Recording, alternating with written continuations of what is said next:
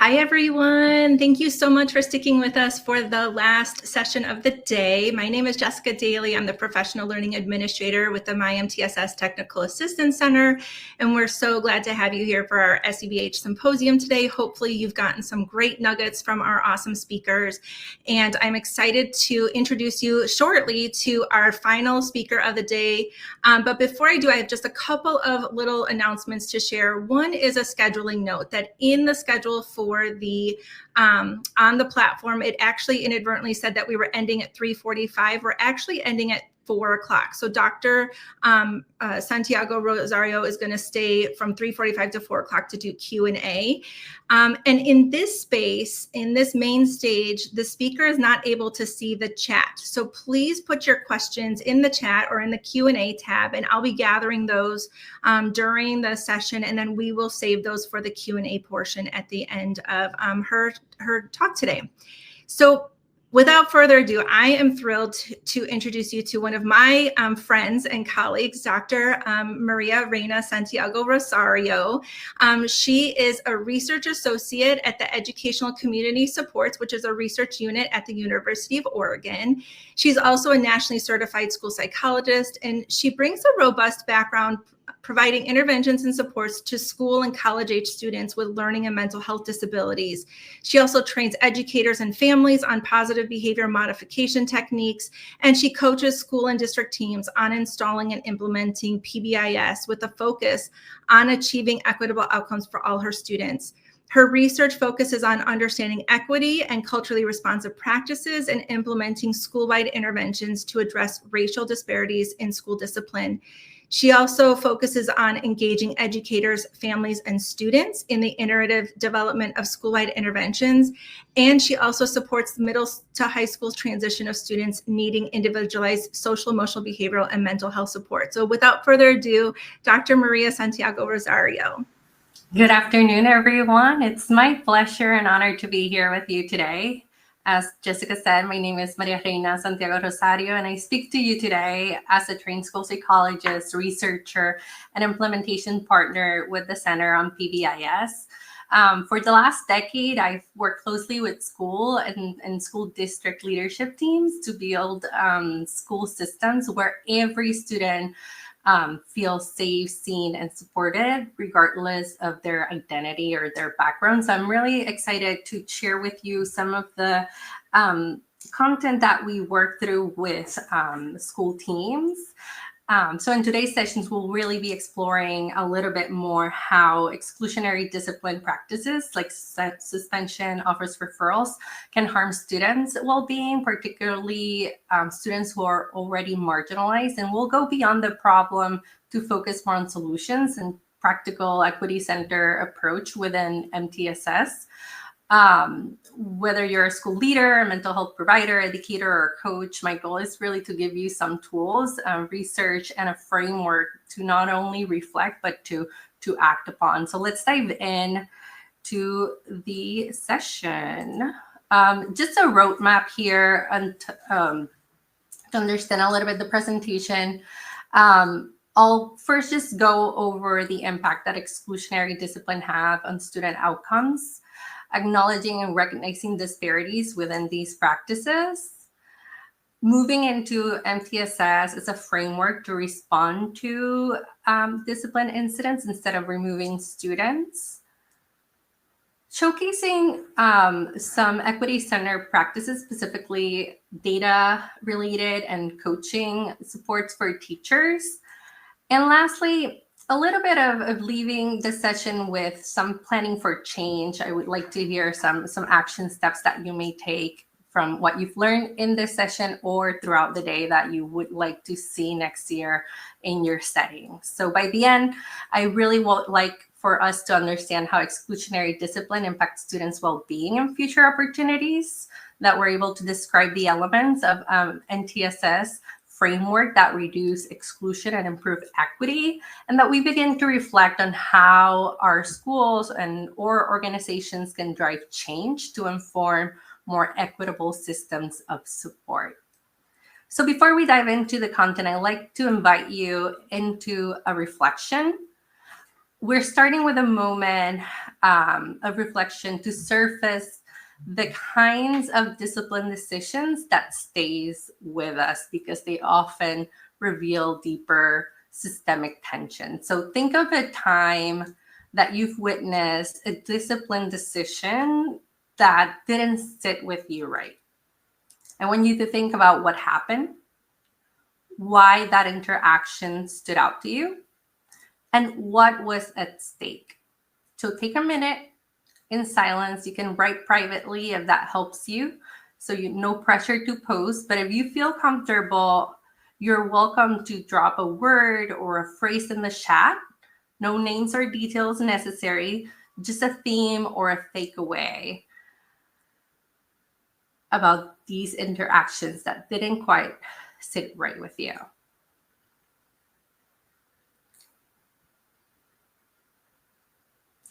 So Jessica will be helping me get a sense of what's popping in the chat.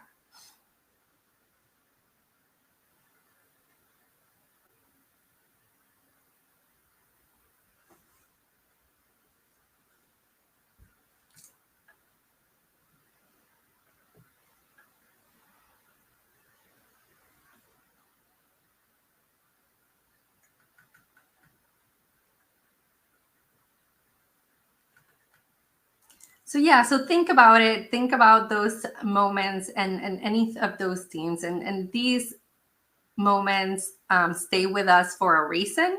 They really may point to a deeper tension in ourselves or in our schools where biases, policy, and support intersect with each other. I see that expulsion of a student with no restorative justice was one of the things that popped up, that adults are dysregulated and students cannot borrow their calm, child feeling humiliated. So a lot of these moments in which adults might be experiencing frustration, interactions that are not necessarily being instructional or restorative, or there being consequences without any restoration or reconnection with the between the student and the adult. Yeah, so first let's define what I mean when I'm talking about exclusionary discipline. This term really is referring to a range of practices that's removing students from their regular learning environment, like the classroom, or from important social learning opportunities with their peers, like an elective or the playground or lunchroom. And it's taking that time away. And as this image illustrates, exclusion can take many forms. It might be something seemingly minor, like a timeout in the classroom, or it could be something more severe, like expulsion, or even being placed in an alternative educational setting. And what we know and what research confirmed is that the more serious the disciplinary action and the more instructional time a student misses, the more damaging the long-term outcome tends to be. So suspension or expulsion isn't just a day off from school. It's really a disruption to that student's connection to learning. It's a threat to their mental health and other outcomes, and a setback with lasting consequences. So these are all hidden costs of exclusionary discipline and costs that we can't simply afford to overlook. So here's what the data tell us. Exclusionary discipline takes a real toll. The student who experience exclusion tend to have lower attendance rates, with some reporting on average student missing over 11 days of school in comparison to their peers, just with one suspension alone. But it doesn't stop there. Exclusion really increased the risk for academic failure, for slow academic progress, and it really significantly reduces the likelihood of graduating. In fact, just one suspension alone can double a student risk of dropping out, with some reporting tripling that risk. And with each additional suspension, the chances of that student of graduating and enrolling in post-secondary education can drop by 20% and 12% respectively. But the consequences don't end at school. Exclusionary practices also increase the risk of involvement with the justice systems as a juvenile and can predict the student interaction with the system as an adult as well. And then there's also the impact on how students feel about school. So the more often a student is excluded, the more likely they are to see school in a negative light. So their sense of safety declines, their trust in teacher erodes, and their overall experience of school worsens.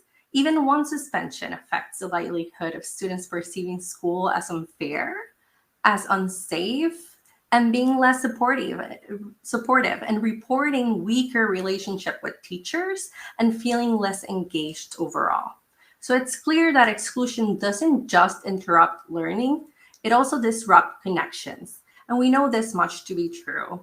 Students need to feel safe physically and emotionally in order to learn and thrive. So exclusion doesn't just remove students from the room, it really removes them from relationships, from connections, and for some, it really takes a toll on their mental health. So let's take a closer look at what the data tell us about the connection between exclusionary discipline and student well-being. This is a study from Cross and team from the CDC, and they're reporting on it's a national representative sample of high schoolers who completed the 2023 Youth Risk Behavior Survey. And what they report on this study is the connection between the student report of unfair school discipline and mental health outcomes, as well as suicidal thoughts and behavior and other health risk behaviors. And what we've seen is, first of all, about 81% of students report fair discipline, which is great, right? But we could do better. For those students who reported unfair discipline, that 19%, these students were about twice as likely to report experiencing poor mental health, persistent feelings of sadness or hopelessness, seriously considering attempting suicide, having attempted suicide, and misuse of opioid prescriptions. And this was this likelihood of reporting was the same for Black students, for multiracial students, for Latin students. There were some exceptions, and one that caught my eye was that for Asian and American Indian students, they were 3 times as likely to report seriously having considered attempting suicide, and for Asians specifically, having attempted suicide. So it's not just a number. These are real students. These are real consequences that our practices may be having, that our systems are perpetuating. Another study by So and team, this is from a sample of Minnesota 5th graders, 8th graders, 9th graders, and 11th graders. They looked at the exclusionary discipline that the students experienced and looked at how that related to the students' odds of screening positively for depression and anxiety. And they also looked at the influence of 9 possible protective factors and how that interacted with those relationships. So this study told us that, more than one student in that sample was experiencing exclusion. And across racial ethnic groups, American Indian, Alaska Native, Black, Hispanic, Latinos, white, and other race and ethnicities, when they experience exclusion for this sample, there was a 64% increase in the odds for depression symptomatology, and about 49% increase in the odds for anxiety symptomatology just by having experienced a form of exclusion. So take a moment to scan these outcomes and think about your own school or your district and what patterns have you seen and what stands out to you or what may surprise you. So let's do a quick pulse check and drop in chat which outcome is most visible or took you by surprise. No need to explain, just your gut reaction. because these moments really matter. They help us see that this isn't just about policy or practices, but about real student experiences in our schools.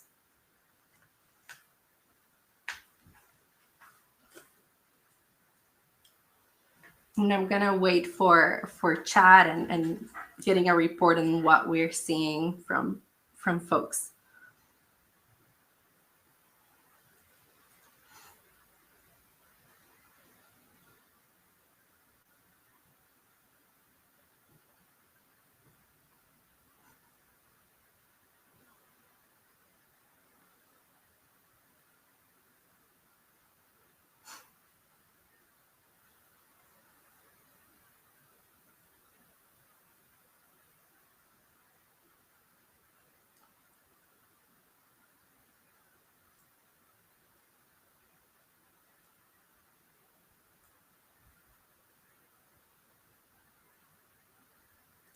Attendance or mental health are the most commonly outcomes that's resonating with folks. Mental health, the feelings of hopelessness in the students. Yeah, so how can we, suicide rates?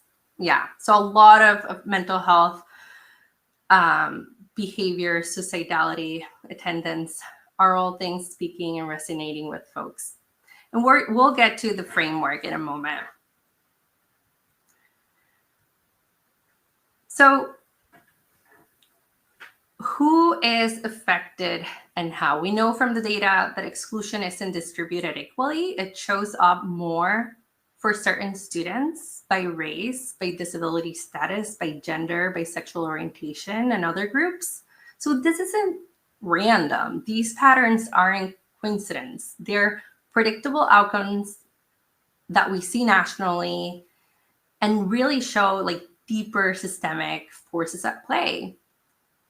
So what the data tell us is, for instance, that LGBTQ youth are experiencing significantly higher rates of exclusionary discipline, with many studies reporting that this group experienced 2 to 3 times more likely exclusionary discipline than their peers. And these rates may be higher for LGBTQ youth of color. We also know that, and this is the percent of preschoolers receiving out-of-school suspension and expulsion. And this comes from the U.S. Department of Education, their Office of Civil Rights data from the 2021-2022 school year reported of January of this year. And in preschool alone, we see patterns of Black students being suspended out of school and expelled at disparate rates. We also see multiracial students in preschools being suspended and expelled at disproportionate rates. We see American Indian, Alaska Native students being suspended at disparate rates, and white students being expelled in preschool at disparate rates. You may see this in some of your local contexts. This is what the nation's data is telling us we're likely to see in preschools. Another example, this is K-12 information from the same data source of the 2021-2022 school year, and it represents over 2.4 million students worth of data. And what we see here is something that we've been seeing for decades. Black students are suspended at school at disparate rates. About 35% are at risk of experiencing suspension. We have students with disabilities experiencing suspension at disparate rate, with about 29% of students being at the risk of experiencing that outcome, as well as multiracial students and American Indian students. So we're seeing, like, again, these patterns that are kind of like similar across multiple settings. This is data from Michigan. The latest data available to play with at a state level through the Office of Civil Rights is from the 2017-2018 school year, and this represents more than 1.5 million students. And it might be different by now in the 2025-2026 school year coming up. But what we see here is that multiracial students continue to be a pattern in Michigan schools and K-12 settings. For Native Hawaiian or Pacific Islanders, experiencing disparate rates of school suspension is a risk that they're likely to experience at a disparate rate, as well as for American Indian or Alaska Native. Here's some data that we have from working with schools in Michigan at the elementary level. And this is the risk index of students by race and ethnicity experiencing discipline referrals at different rates or risks. And we have that Black students are the group with that higher likelihood of experiencing this outcome, followed by American Indian and Latin students. And this is from 210 schools in Michigan. So based on your experience in your school district, who is most affected by exclusionary discipline? And why do you think that's the case? So feel free to drop a word, a student group that comes to mind. I did see in the previous chat a group mentioned. So if you rather not post, that's okay. Just take 30 seconds to think about this answer.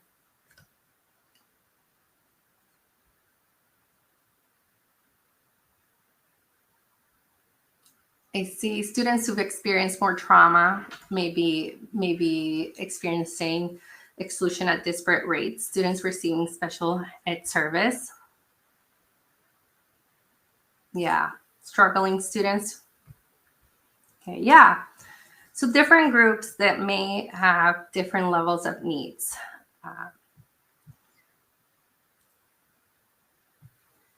Boys, students struggling with impulse control, executive functioning. Yeah. So what else do we know? We know that in terms of differences in national patterns by school level and race, there's certain groups of students, Black students in particular, that we know are experiencing exclusion as early as preschool, and they're more likely to lose valuable instructional time due to exclusionary practices. And these disparities for this particular group continue through their schooling experiences consistently in elementary and middle and high school. For other groups of students, like Latin students, Native American youth, they also face disproportionate exclusion, but we see more often that they're experiencing these in upper grades in comparison to Black students. So these aren't student failures. These are really representing just systemic challenges that we are having in our schools. And they are a call on us educators to do better, because every child really deserves to be met with dignity, understanding, and opportunities in their learning environments.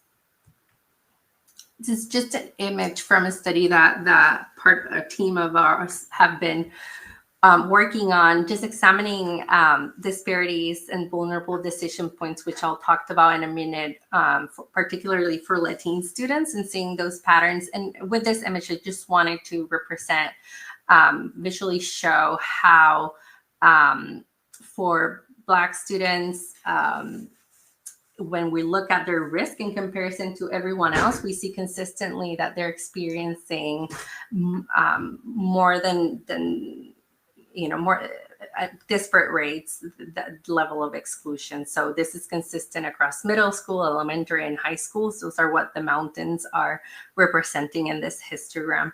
With Latin students, we see that there's more schools on here that is getting closer to that too, or past that one risk ratio, showing that disparities with most schools for white students being underrepresented in the discipline. Just another visual showing these patterns that we see. And we don't see these patterns just in our discipline data. This table comes from an evaluation brief that Dr. Tamika LaSalle, she examined national trends in how students perceive school climate. And one key finding was that as students get older, they're more likely to report feeling less connected or less safe and less fairly treated at school. And what's important is that drop in perceived school climate really aligns with that rise in the discipline referrals and other discipline experiences. So it's a powerful reminder that how students feel in school is deeply connected to how they're experiencing schools. One thing that's not really evident just quickly is that white students and Asian students, in comparison to other groups of students, are reporting higher level of school climate or more positive school climate in elementary and middle schools than other groups. Going back to that study from Cross and team, the patterns were similar. They saw prevalence of unfair discipline reports for Black students, for male, Black, Latino, white students. Freshmen and sophomores are another group, often reporting unfair discipline at disparate rates in comparison to the upper class men, as well as LGBTQIA. Similar patterns, again, across different studies, across different samples. But there's things that we can do differently. So going back to that study from So, I mentioned that they looked at the influence of protective factors. Here's a list of those 9 protective factors. They are organized as individual level protective factors, which include extracurricular activities, experiencing positive identity, social competencies, interpersonal factors like parent connectedness, having friends that care for you, having other adults that care for you, and school level protective factors like having an adult in school to talk to, having a positive or quality teacher-student relationship, feeling safe at school. These are all protective factors that this study tells us that when a student is experiencing any of these, the likelihood of them the odds of them screening positively for depression drops. It drops for both students for students experiencing exclusion and students who are not experiencing exclusion. What they found that was surprising for them is that to a greater degree, these protective factors ameliorated those odds of screening positively for those students who did not experience exclusion. So they're protective factors for everyone, but they may have more of an impact on those who aren't experiencing exclusion. So what can we do in our systems? We need to do more to protect them and change our practices. Similarly, these are the protective factors that they saw that when students experience these, the odds of screening positively for anxiety went down. So these protective factors won't erase the toll on mental health that exclusion has, but they really do ameliorate the impact. And what I appreciate the most about them is that these are things that we can, influence on a daily basis through our interactions, our decisions, and through the school culture that we help build. So just a quick poll. First, I would like to know which of these protective factors do you think is most present in your school out of these 9 that are on this slide? You should be seeing a poll pop up for you any second now.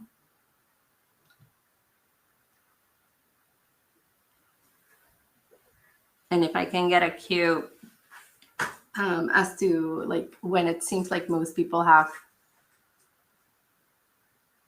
have chosen, that would be great.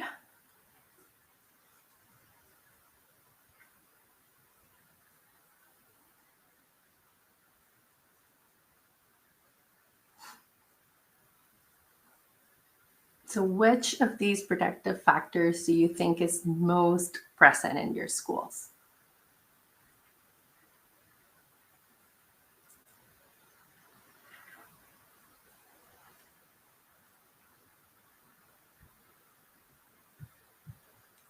Are any answers populating?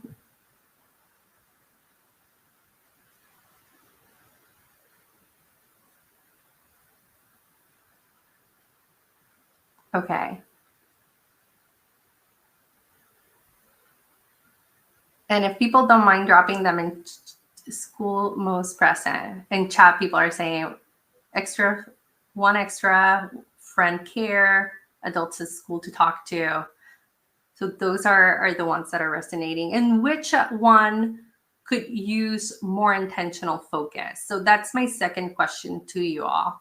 And maybe if the poll is not popping or showing for you, feel free to just write it in chat.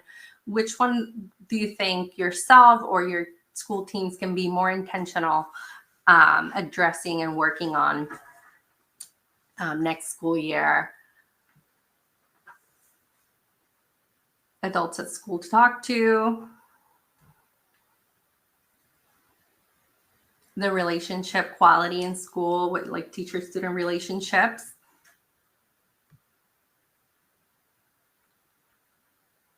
parental connectedness, supporting the development of positive identities. Yeah, so these are a lot of different ways that we can support our students. So our goal really isn't just to reduce exclusion, but to build spaces where students can feel connected, where they can feel seen and supported. And these protective factors help us get there. So this table is one of those reality checks that we need to look at honestly. On the left, you'll see some of the common explanations or assumptions that we hear in schools when we talk about discipline disparities. You might hear or even have thought about them. Things like, isn't it really just about poverty? Some kids are just more disruptive than others. Those kids have trauma. Or our rules are clear, students are just not following them. So these statements often come from a place of frustration or confusion. But here's the important part. Data doesn't support these assumptions. On the right side, we see what research tells us. Yes, poverty matters, but racial disproportionality in discipline still exists even when poverty is controlled for. There's no evidence that student of color or any subgroup really is behaving worse than other groups or more often than others. Trauma is not the same as misbehavior, and excluding students because they've experienced trauma can actually worsen their outcomes. And finally, equity isn't about whether the rules are clear, it's about how those rules are interpreted and how we apply them, and who they impact the most. So as we continue this conversation, I want to challenge all of us to move from the assumptions to evidence. These myths can deeply be embedded in our school culture, but if we're committed to equity, we have to be willing to question them, to push on a daily basis, and advocate for our students and putting out there the data. So in a moment, you'll see a Menti slide in which I want you, you can either join by going to menti.com and using the code 23161635, or by quickly scanning the QR code on the left side. I want you to access this Menti and in a word or three, answer, what does equity mean to you? You can think about it in general or equity in MTSS. I would like to see what the group is thinking about when they see the word equity.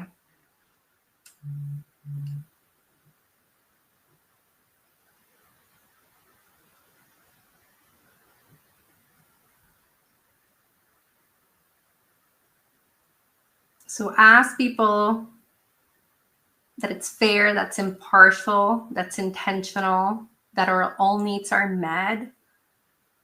It means success for all, opportunity.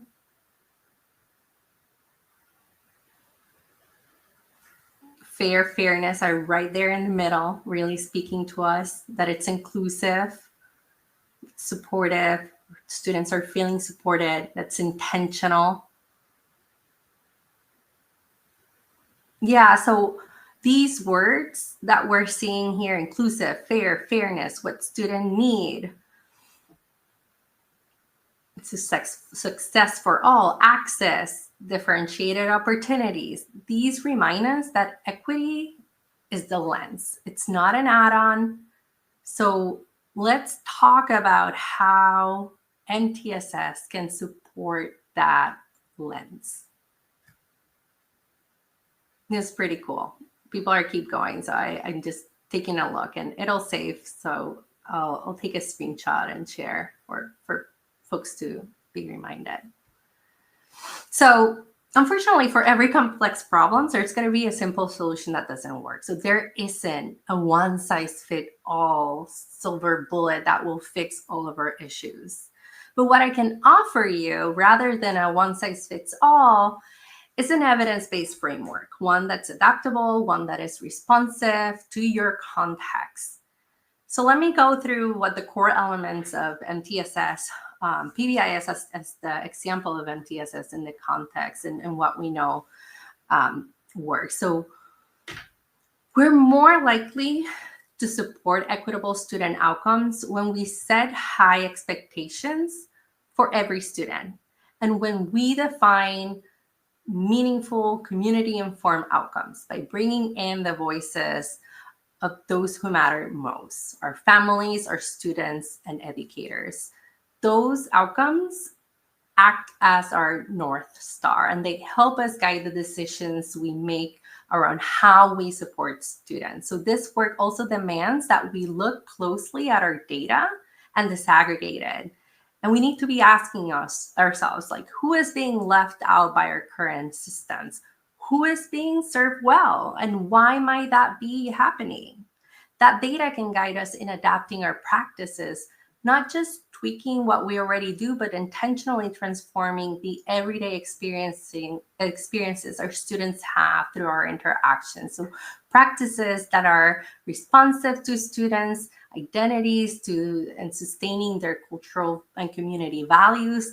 We need to be accessing how they're experiencing or what they tell us about how they're experiencing our school systems to be able to change our practices in this regard. And finally, we can't expect this work to happen in isolation. We really have to build systems of professional learning and coaching where educators are supported, not just trained one time and that's it. And this means time, it means resources, it means collaboration to develop skills and mindsets needed for real sustained change. And when we have all these elements working in harmony, grounded in equity, they make a framework that's not just effective, but it's transformative in setting conditions for students to belong in our school systems.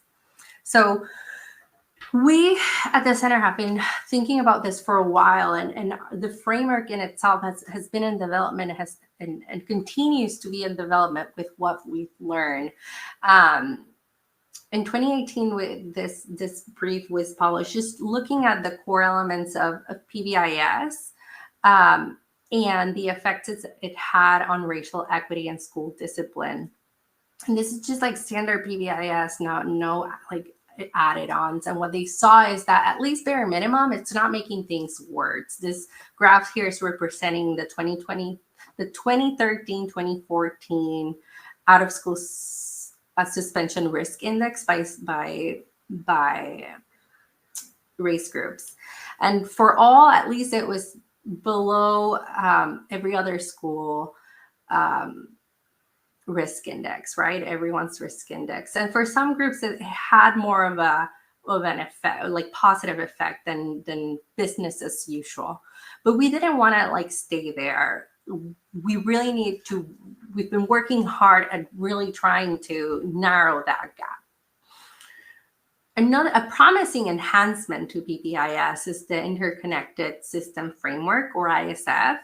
So rather than it being a separate approach, ISF expands on PBIS by more intentionally integrating school mental health supports and community partnerships into the existing tiered systems. And this expansion really strengthens collaboration, it streamlines the supports, it enables schools to respond earlier and more effectively to student needs.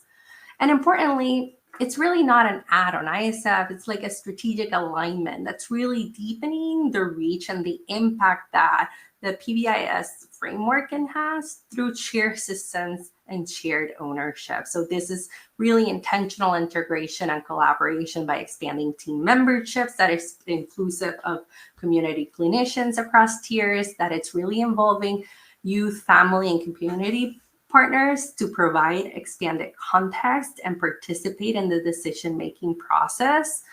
It's by being intentional, by having the team use evidence-based protocols for selection and delivery of intervention across the tiers, and by engaging in comprehensive screening for early identification and monitoring fidelity and its impact. And when this has been studied, research shows that schools using the interconnected system often see real benefits. They see fewer exclusionary discipline for everyone, and they looked into Black students specifically, and they did see improvement in Black students experiencing less exclusion. It didn't quite see the reduction in that in inequities, but it did see reduction in exclusion. And it also improved student engagement and teachers' perception of appropriate use, like having greater trust in their school practices. But here's the key insight. Those gains don't automatically lead to equity. So even when overall discipline rates go down, disparities often stays the same or shift in more subtle ways. And that tells us something important. Integration alone isn't enough. Equity has to be intentionally woven into those systems, into the practices, into the mindsets, into the decision-making, if we want to truly change outcomes for all students.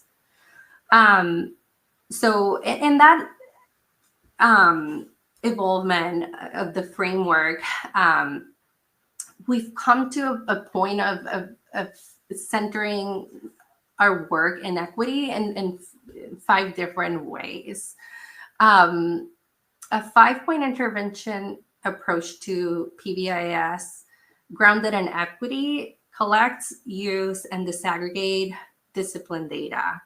It implements a behavior framework that is preventative, that it's multi-tier, and that's culturally responsive. And I would add to that also restorative. That it uses engaging academic instruction to reduce the opportunity gap. That's being mindful of the way that policies are being developed with accountability for disciplinary equity being achieved. And that it's being explicit in teaching strategies to neutralize implicit bias in our discipline decisions.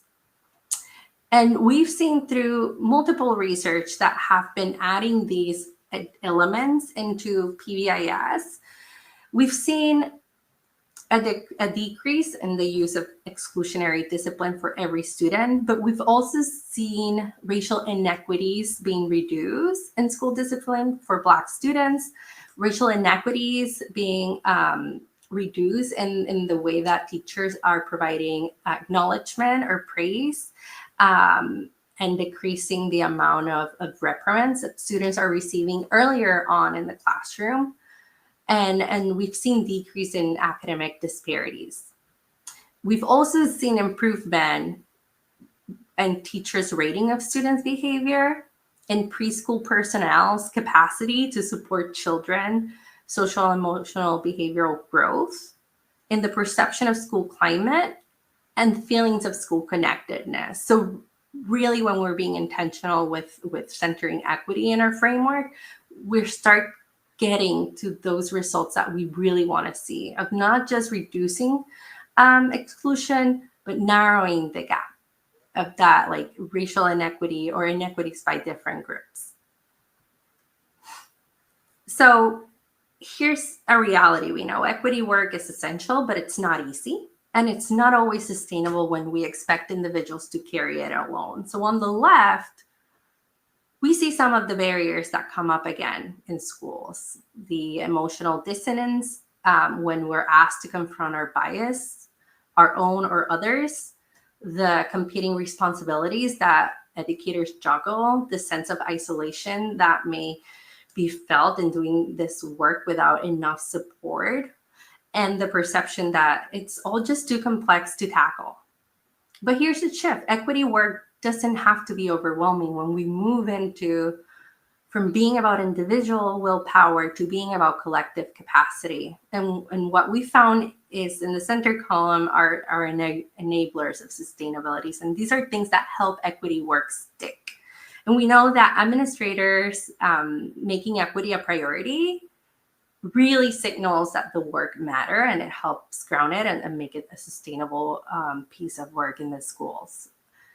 That being offered, making available chances to practice equity daily, not just like talk about it in a professional development session, makes a change in enabling sustainability, as well as receiving ongoing feedback and support from different people, but especially opportunities to see and observe your peers and collaborate with them and support each other in the implementation of practices leading to more equitable outcomes. And on the right side, we zoom out a little and look into system level levers, the structures that can carry this work forward. And we know that when we're embedding equity across existing frameworks, and it doesn't just become a side effort, when we are aligning our frameworks, our teams, and systems into an aligned structure, that really is helping make the work more manageable. It can support building shared professional language. That's going to be an important system levels, as well, and importantly, shifting from a focus on personal commitment to community norms. So the way that you're setting up your community norms and how you talk about things and your efforts, this becomes how we do schools, not just something a few of us in the building care about. So this is how we make equity work, by building systems that make the right work easier to do, even though this is hard work. We really want to make sure that we're facilitating and not asking people to do work harder and by themselves. We want to build a community around this work. So even with strong frameworks like MTSS, BBIS, equity isn't like automatic. It really has to be built on, and it has to be intentional or on purpose. And just wanting to have folks remember tools like the tiered fidelity inventory or the TFI, the BOQ, different fidelity tools that are measuring how well your tier systems are being implemented. These are important. But beyond that, the TFI can also be the starting point for deeper conversations, not just about fidelity, but other practices about equity that you may or may not be doing. So just reflect on your system readiness and consider are equity focuses practices clearly embedded in each tier, or are they still missing from the conversation? And a good thing about this version of the TFI is that it's really been integrating mental health supports into the practices, as well as how we use equity across data, systems, and practices, and the classroom level implementation piece that was missing in others. So just a reminder of a tool to assess your overall systems and start having some of those conversations to guide what may be your next steps and your priorities. So moving into some of the practices that we may be able to engage. One, when we looked at the literature of fidelity and what are predictors of enhancing equity in our systems, the use of data is it's top-notch predictor to building equitable systems. So I'm going to focus on the use of disaggregated data to assess and address equity. And this is all coming from this research from the Center on PBIS and this discipline disproportionality problem solving guide.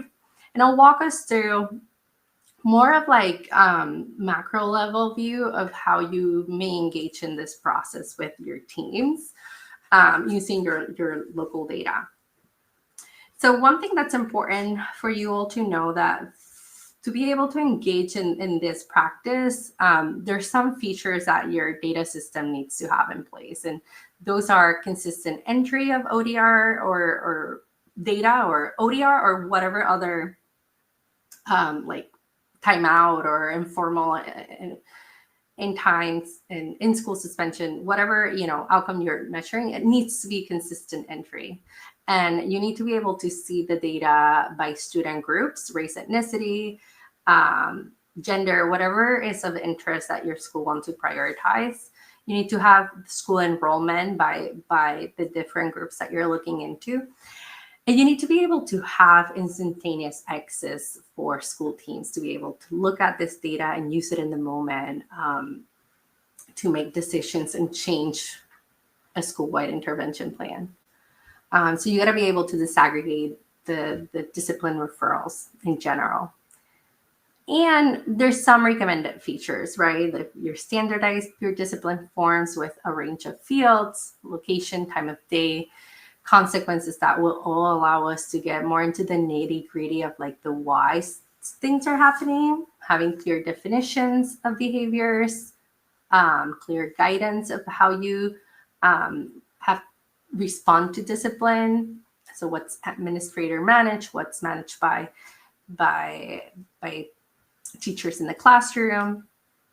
These are all just like different characteristics. So in the next couple of slides, I'm going to walk us through how we can use discipline referral as the example data to identify a problem of inequities in discipline, of thinking about why it may be happening, considering what can be done about it, and evaluating if the plan is working. So in terms of supporting teams, identify if there's a problem, we mainly talk about using different metrics to identify what group is more at risk of experiencing discipline referral, suspension, expulsion, timeout, insert the exclusionary practice in this statement. And we have people calculate the risk index by looking at, considering in this particular example, Black students that have at least one ODR and dividing that by the enrollment of Black students in their school environment to calculate the risk index. So in this particular example, about 50% of students are at risk of experiencing discipline referrals. And that first step of calculating the risk index, you do that because you want to be able to be intentional and focus of like which of these groups that I'm looking at it's being most excluded by our system, and thinking about how do I set things up for everyone, but how do I improve the interactions that they are experiencing more intentionally, right? And once you've identified that group, you think about how does it compares to everyone else. So you get to that by calculating a risk ratio for one group and dividing it by the other group. Not really getting into the math of this, but just identifying letting you all know that you wouldn't be engaging in a process of identifying groups through calculating risk index and the risk ratio. Here's an example that this is from like the out of school suspension data I showed you before from 2021, 2022. And I was, we know that the risk index for Black students is 30.35 or 35%. And I divided that by the risk index of everyone else. And the risk ratio for this particular group based on this data was that they're being excluded or suspended at 1.35%, which is higher than the federal criteria of what's considered to be a disparity, which is a risk ratio of 1.25 or higher. So using your own data, you would be calculating these index and risk ratio and comparing it to then start setting a goal for the school year of like by the end of the school year, after having implemented the set of practices that you've decided on, you would want to see, you know, depending on these numbers are not like huge, like we've seen in other schools where, you know, it can be like 7 times. You may set like a goal for the year, but you may want to keep in mind what's your ultimate goal. And that might be 125 or might be 1 as a way to ground your team and coming back to what's your goal? What's your goal? How are we doing in terms of the goals that we've set ourselves? And there's more than one data source. I've been focusing on discipline referrals, but I just wanted to point to other school data that might help you identify why things may be occurring, you know, or give you more context to consider when building a school-wide intervention plan. So why is it happening? The way that we engage in the why is it happening, particularly with discipline data, really comes from a framework that has moved from viewing biases as a one-dimensional thing, in which like all the time our discipline decisions are influenced by racial biases. And it's really moved into a multi-dimensional view of bias in which there are moments or particular situations in which a teacher may make more equitable discipline decisions. And there are other moments in which, because of context, because of internal factors, that our decisions may not be aligned with our values. And the data that represents our decisions show a difference in intensities of the disparities in the school day. So it's a more accurate predictor of biased decision making, and it gives us more option for improving outcomes. And it really comes from this framework of there being 2 systems for decision making. System 1 being fast decisions or automatic snap judgments that tend to be more intuitive and unconscious. Those moments when we need to be making knee-jerk decisions tend to be more influenced by our biases. And then there's a second system of how we make decisions, ones that when it's slow, when we have more time, when we can be more deliberate, and allows for more conscious attention, those decisions are less influenced by bias. So just quickly looking at this, we have different types of decisions. Which ones do you think are more likely to be fast or slow decisions, right? We have here on the slide reprimanding students, sending them to the office, picking which student to call on. We have deciding whether to call a parent, suspending a student from school, grading student work. Those decisions, for the most part, like on a regular basis, I would say in general, we could expect that. The ones on the left could be considered fast decisions in most contexts, and those on the right being considered slow decisions in most contexts. So those fast decisions, right, those moments, I've talked about them being more influenced by bias. And when we look at our data, when we see the difference in patterns, the patterns that show us like the most intense disparities, we call them vulnerable decision points. And those are specific decisions that is more vulnerable to the effects of our biases.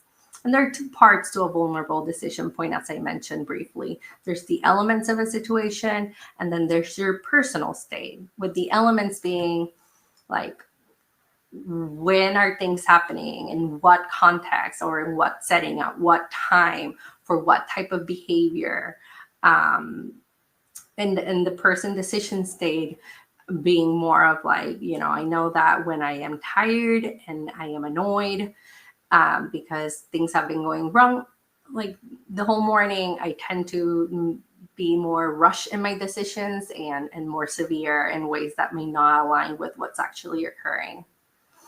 And just like there's vulnerable decision points or equitable decision points,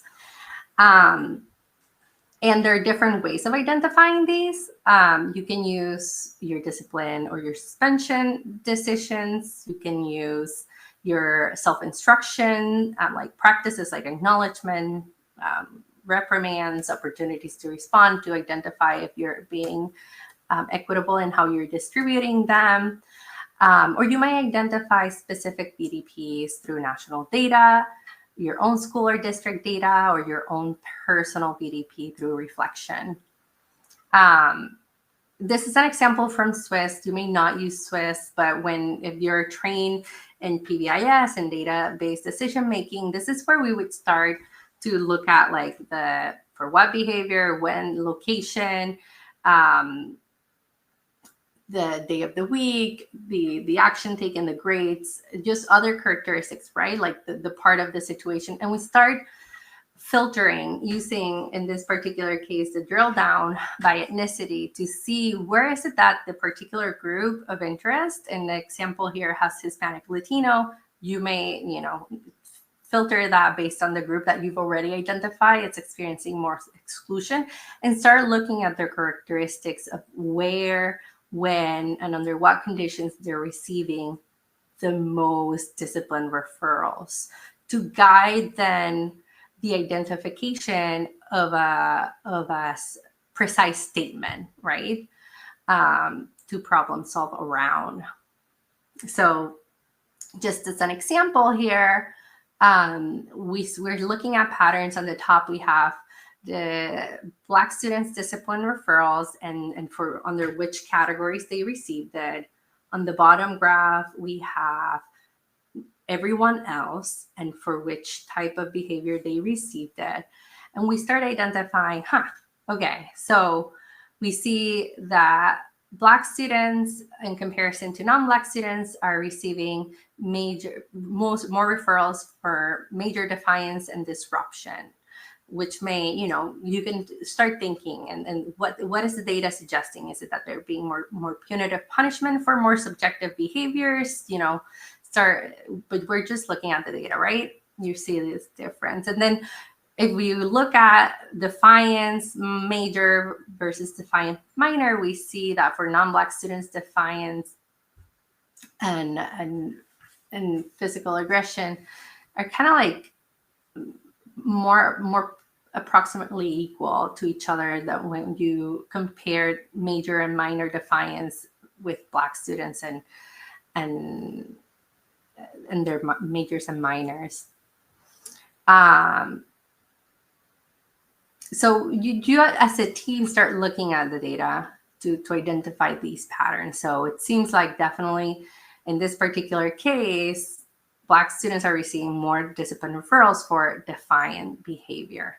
And just like you would look at patterns by behavior, you would look at other characteristics. So this is a sample from a school I've been working with this year, and their precise statement was in 2023-24, we were most likely to issue discipline referrals to Black students for physical aggression on the playground around midday on Thursday for the following perceived motivation: obtain peer attention. And we use that to then start thinking, what can we do about it, build a plan, and we've been monitoring that. So that the second bullet is the halfway point, to just see what is it looking at now. And you can add to this. This is from like the Michigan School climate data, to inform what you could do about it. There's different samples with school climate data. You may want to consider, what's the average score that we're receiving? Which one is like the scale in which our students are less positive or ranking less positively. In this particular example, it seems to be within the social emotional learning realm. So you may want to focus on items within the social emotional learning. And if you've identified Black students being the group that's experiencing exclusion more often, even though in this particular slide, you're seeing that a lot of groups are not feeling like they belong in the schools, right? We're being intentional with the group that we're supporting. And what we know from data is that these plans are supporting everyone, but it's also reducing inequities for the groups that we're being intentional with, right? So that's why we don't lose the focus of trying to understand what is the experience of Black students in this particular example and how they're experiencing school and why, do they feel like they belong.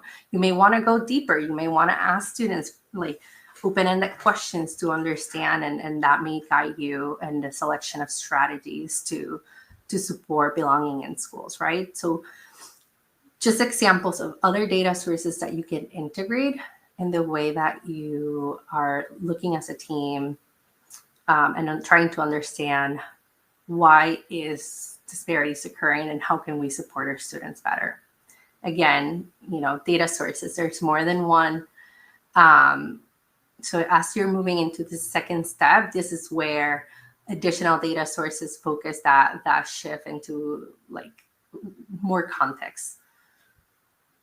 And then we really start thinking about like, what should we do about it? So this slide's here is giving you a snapshot of what it looks like when a school team moves from data analyses into action planning, and it really starts to own that process. So in this example, the team looked closely at their discipline referral data and identify their school-wide BDP to be a pattern where Black students were more likely to be referred for physical aggression, especially in 3rd and 5th grade, and the hallway and classrooms in midday, particularly on Mondays. But they didn't stop at naming that pattern. They move and ask themselves, like, why might this be happening? So on the top right, you can see they're thinking of possible causes like hunger, boredom, transitions, even stress about something that happened earlier.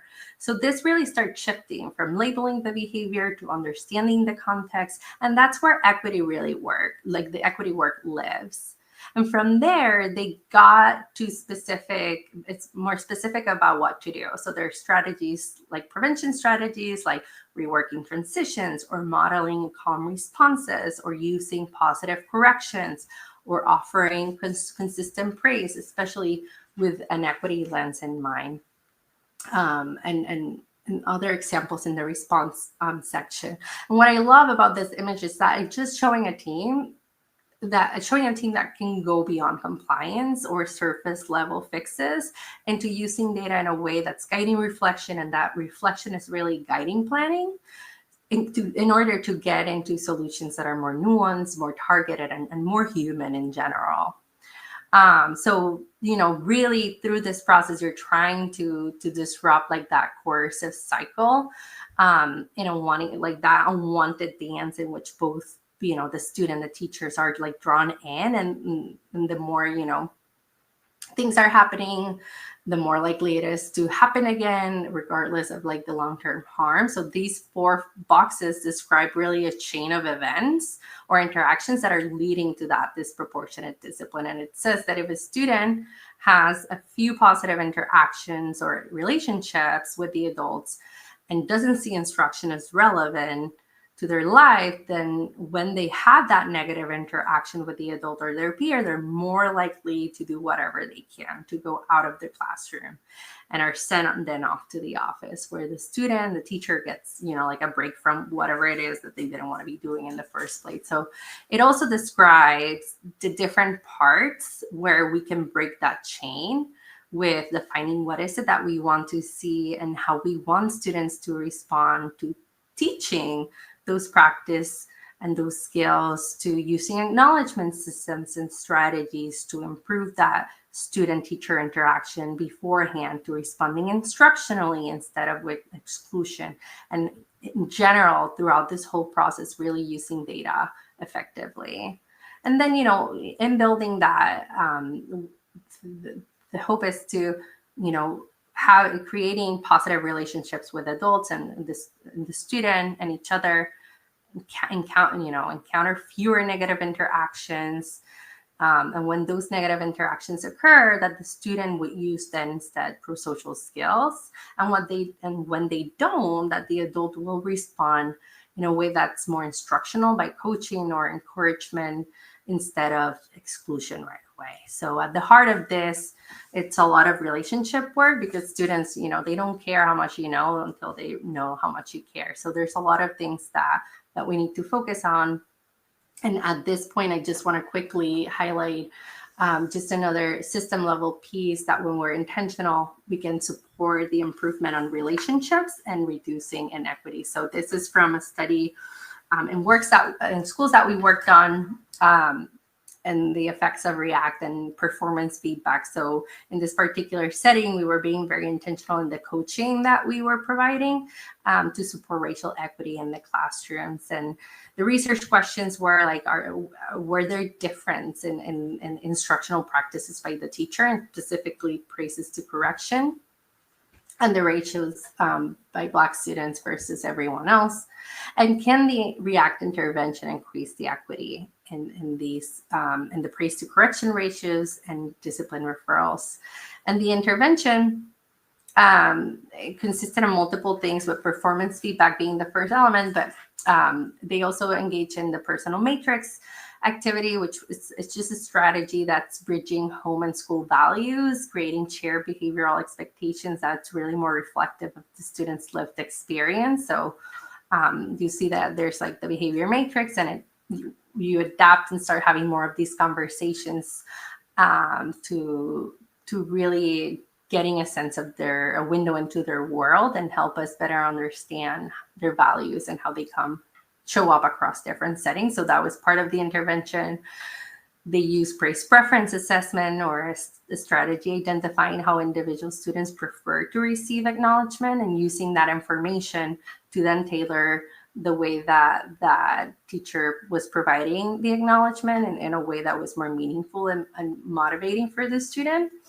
And with the last piece of the intervention being that coaching support for the teacher, and seeing their performance and during like live instruction, and how their praises to reprimand ratios were for Black students and everyone else. And, Cody, who led this study, he asked each teacher, so are you equitable in your use of praise and reprimand with your students? And, maybe not surprising for some, everyone thought like, yeah, I am. I am equitable, and I love my students, and I want them to be successful. And then we get to the actual data of the way that we're interacting with the student, and it shows us differently. And this happens to so many people, and that's what data is so important, to raise awareness of our own behaviors. In this particular graph, what we're looking is the praise to reprimand ratio for every student that teacher was providing, and for Black students, which is the line with the squares. And we see that overall the praise to reprimand ratio for Black students is lower than for everyone else, meaning that they were receiving less praise and receiving more corrections. So what they did to change that, to interrupt that change, they set together achievable goals to provide more praise at a certain rate than reprimands for all students, but being intentional with the praise for their Black students, and integrating the information gathered through the praise preference assessment, the personal matrix, to acknowledge student, but also increasing the opportunities to provide acknowledgments or praise to the student. So just as a result, after engaging in this like direct performance feedback on multiple occasions throughout a period of time, what we see is that for everyone received more praise and less corrections, but there was no longer a disparity in the praise to reprimand ratio for Black students in comparison to everyone else. And this is just example from one teacher, but all 3 teachers reached their goals, and 3 of 4 exceeded their goal after every session. So just gathering and looking at our own data to change our everyday practices can have such a big impact. And how we acknowledge students too. And what we see in terms of the discipline referral is that between pre and post, like that was also reduced. So the drop of ODR was massive for Black students specifically. So were there difference? Yes, Black students were less likely to get praise and more likely to get reprimands. And can the REACT intervention increase equity? Yes, it did change the praise to correction ratios and office discipline referrals. So then the last step would be evaluating is the plan that you've developed as a team school-wide working.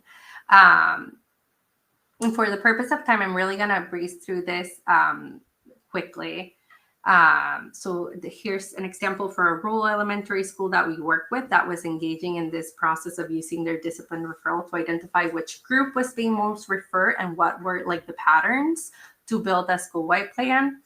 And they had in their context, Black students were receiving, were three times more likely to receive discipline referrals than everyone else. And when they were digging down through their drill down, they identified those that ratio being almost 5 times as more likely to receive discipline referral when it was physical aggression on the playground. So they identified that as their precise statement problem, and then they engaged in more observations to really identify like where the differences were occurring, like why that was. And basketball was like, when they looked at things more closely, that's where most referrals were coming from. They realized they hadn't thought like the expectations clearly to everyone. So they engaged in a lot of reteaching of expectations and clarifying the rules that are appropriate for school. So additional teaching practices and acknowledgement were occurring. And then they monitor the ODRs for Black and white students. And what they found is overall in general, between just September and December of the next year, it went down to 2, like Black students were twice more likely to receive referrals, but it went down from almost 3, right? And then specifically for that physical aggression, that VDP, that vulnerable decision point, from having been almost 5 times as likely, we couldn't calculate the risk ratio between September and December after they've just intentionally like retaught, provided more opportunities, and acknowledged students during that routine. So that meant that team was very intentional and just targeted that moment in time that their data was showing the largest disparity. So they were working hard and smart in the way of their use. So just an example of engaging in that, coming back to your goals and seeing if what you're doing work. I just want to highlight the feedback and input survey as a resource that you may come back to later, because it's a suite of surveys that you can use to gather feedback from students, families, school personnel about the way that they're experiencing your school discipline systems. So just quickly, something for you to come back, a tool in your toolbox. And here are the like elements of it. This is an example from the elementary schools So just a lot of rich content that can help you understand how, after engaging in a particular school-wide intervention plan during the year, how they experience that system. So yeah. So all of what I've said, it's really just one way teams can use data to identify patterns and select strategies that are really focused on relationship building and being instructional in the way that we're responding. And it's a structured process that can support more equitable interactions, but let's be clear, this isn't the solution to equity. It's just one possible way, taking one step in the right direction. But you got to continue in this process, because through equity work, it's adaptive, it's ongoing, and it lives in our relationships and our daily choices and our willingness to keep learning for ourselves, our students, and our system. So just we just want to be intentional with the tools that we're using. It's not a fix all, but just one part of a much bigger journey. And if you've gone through this and you've been like, but we're not there yet, we don't even do or collect data in that way. If you just want to start thinking as a team how you engage in centering equity in database decision making, this might be a tool for you to contemplate different reflection questions and considering what data sources you may use and in order to move your team forward with equity and data systems. So just wrapping up, I want you to quickly think of one strategy that you may be able to use, one strategy, one step that you may take next year or in the summer as you're preparing leading up for next year that may help move forward that needle to increase equity in school discipline. So that's the prompt. But just quickly, don't forget, big ideas. Exclusionary discipline harms students, and the harm is not distributed equally.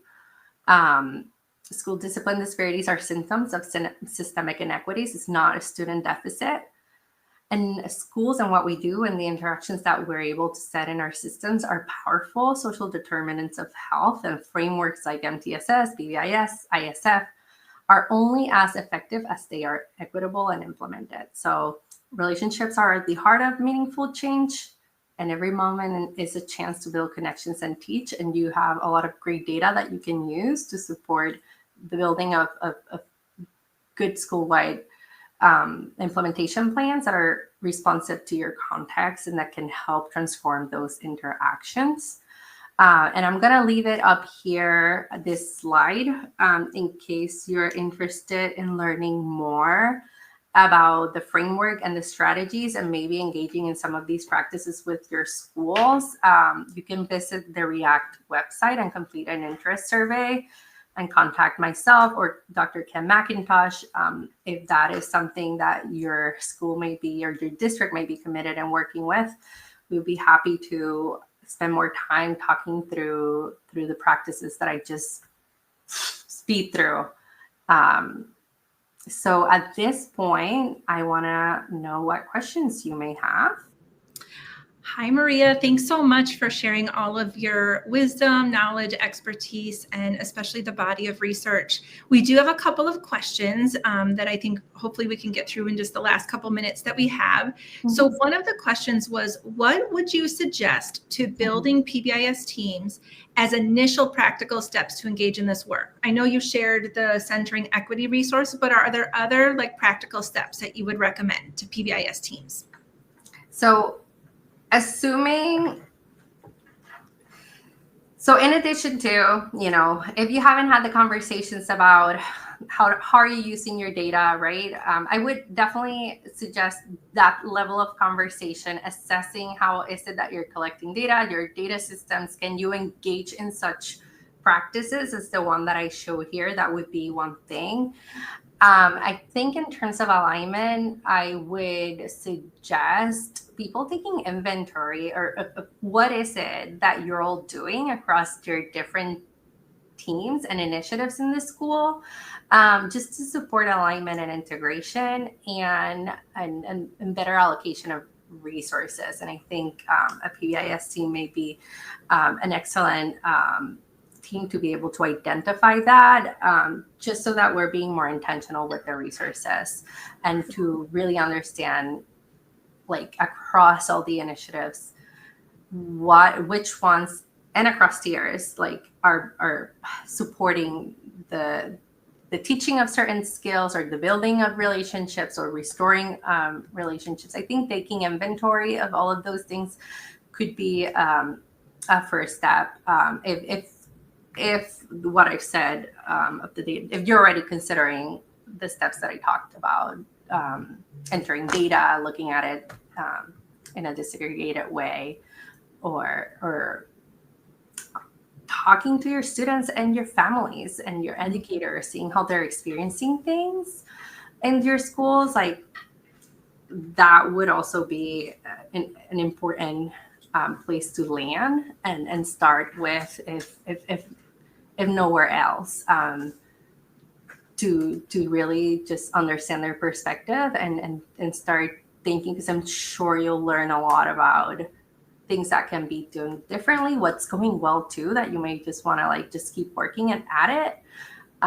So if you haven't tapped into what your students, your families are saying about the school climate or how they're experiencing the systems, that would be another way that I would encourage the PBIS team to engage in this work. I love it. Thanks so much. So do an inventory of what you're already doing, so you don't have to necessarily create new things or new strategies. Just see what you're already doing and how it's helping to support students. And then also interviewing your families and students to know what's their experience, so that you can see if you can make adjustments. That's great. I have one more question for you. Do you have a certain resource that you've found that has a nice brainstorming list of interventions that teams can use in their problem solving? This person said there's so many I've seen, like PBS World. Are there any that you've seen teams use in your research that you prefer? So it's really focusing on, like, a list of interventions, it seems like. Yeah. Well, okay. So yeah, that is, I probably won't give you, like, the best answer, but my brain immediately goes to the supporting and responding guides that we have available on the Center on PBIS website, which really breaks it down into practices that teachers can engage in the classroom across these different elements that we know are evidence-based to support student outcomes. So I would say that one in particular comes to my mind right away, because it feels very practical when working with teachers. And I am going here on the website because I'm forgetting, like, the whole name, but it's also one that really helps me think through, we have a resource on behavior escalation that I owe you the title, the full title, but that one really helps me think about different practices in the cycle of escalation and de-escalation. And that one I find very helpful. And lastly, I would say the social emotional behavioral guide that we developed through the center are all of, like, go-tos. But yeah. So the list could be endless. When you say the center, you're meaning the Center on PBIS. So that website is pbis.org. And it sounds like you can get a lot of those resources there, either by searching in the search field or kind of poking around. I know that there's a very cool interactive kind of research like filter, if you will, that you can filter certain research. I would also add that, and I just happen to have it here. I literally just happen to have it, but the teacher delivered behavioral interventions in grade K through 5. This practice guide for educators by IES is available on the IES website. It's again, K through 5. So more elementary, younger kid focused, but it's got some really great intervention strategies in there that are well research based. So those would be good places to start. Yeah. Thank you for adding that, Jessica, for sure. Yeah, no problem. Well, thank you again, Maria, Dr. Santiago Rosario. We are so excited to have you. And just to everybody, thanks for hanging in there with us. It's been a long day, but I hope you found that it's been a great day of learning, and also kind of reinvigorated some of your, enthusiasm and supports for students, because we know it's really important. So I think we put in the evaluations in the chat. We're going to also have our sketch application link coming up in a little bit. So please make sure you fill out your evaluations. We do actually review them, and we share the evaluations with our presenters so they get your feedback as well. And then make sure that those sketch forms are filled out by June 25th so you can get credit for your time today. Just thank you so much. We appreciate you, and have a great summer, and we'll see you in the fall.